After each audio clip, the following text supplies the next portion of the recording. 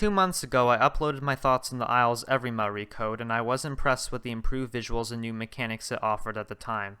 I was hopeful that the game would improve from there, but the launch of EVRIMA and the recent controversy surrounding the Isle is deeply troubling. By now you may have already heard of the allegations against Paradigm Shift and Dondi's questionable response to those allegations. It is a sensitive subject I will not go into, but I want to talk about a point Sidalpha made that caught my attention. In his recent video regarding Dontdi and the Isle, Sidalpha mentioned a deleted user of the Isle subreddit that Dontdi had convinced the management of Lukewarm Media that he was a programmer, which was the reason why he was hired and became a member of the Primal Carnage team.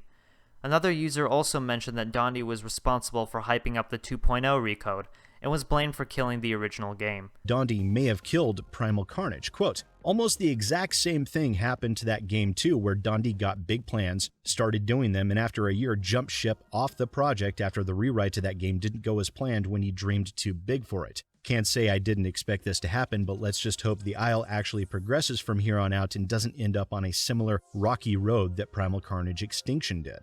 After that, Dontdi was prevented to communicate with the Primal Carnage community because of his hostility towards them, which may explain why members of the original community grew frustrated and left altogether. Dontdi is no stranger when it comes to poor public relations towards his community. An example of this happened 2 months ago when Dontdi accused Pesky of making flame-bait content and was convinced that Pesky made a hit piece against Brian Phillips.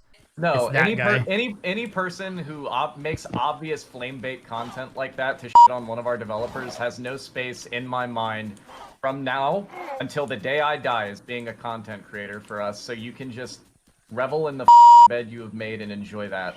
That's on you, bud. Pesky's video, Ankylosaurus is not a bad animal, showed no evidence of Pesky directing personal attacks against Brian. Pesky only expressed his opinion of making Ankylosaurus a viable dinosaur, and disagreed with Brian's argument that making the dinosaur viable would not make it an Ankylosaurus anymore. It doesn't matter how much Magic Tap does to the design to make it more viable. The things that she would have to do to make it viable, it wouldn't be Anky anymore.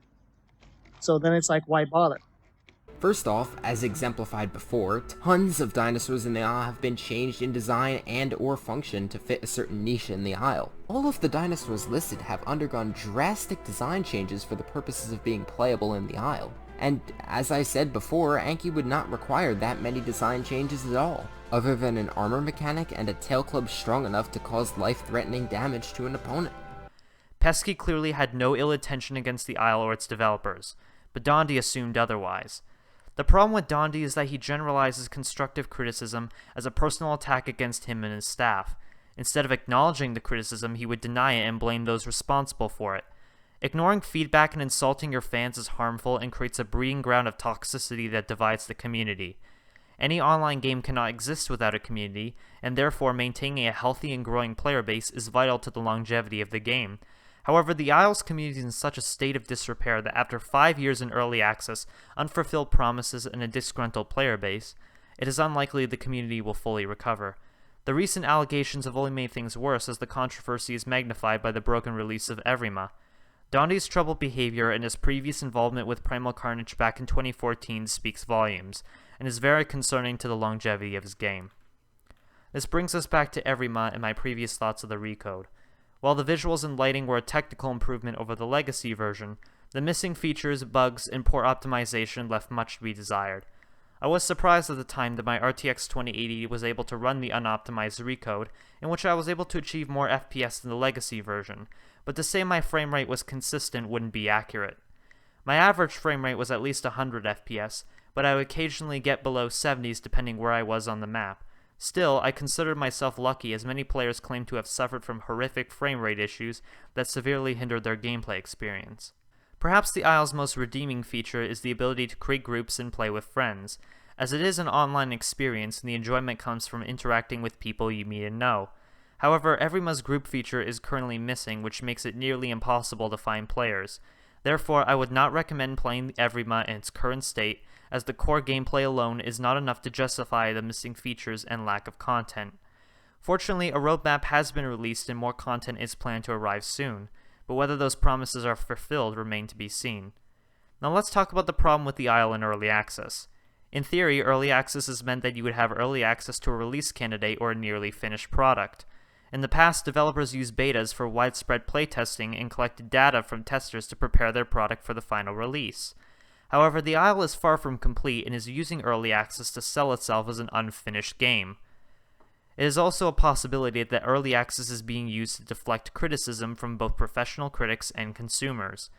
Dontdi wants you to believe that he and his team should be free of criticism, because you were given the privilege to pay for his early access game, and that it somehow relieves them of responsibility for making sure the game is fun to play or functional to begin with.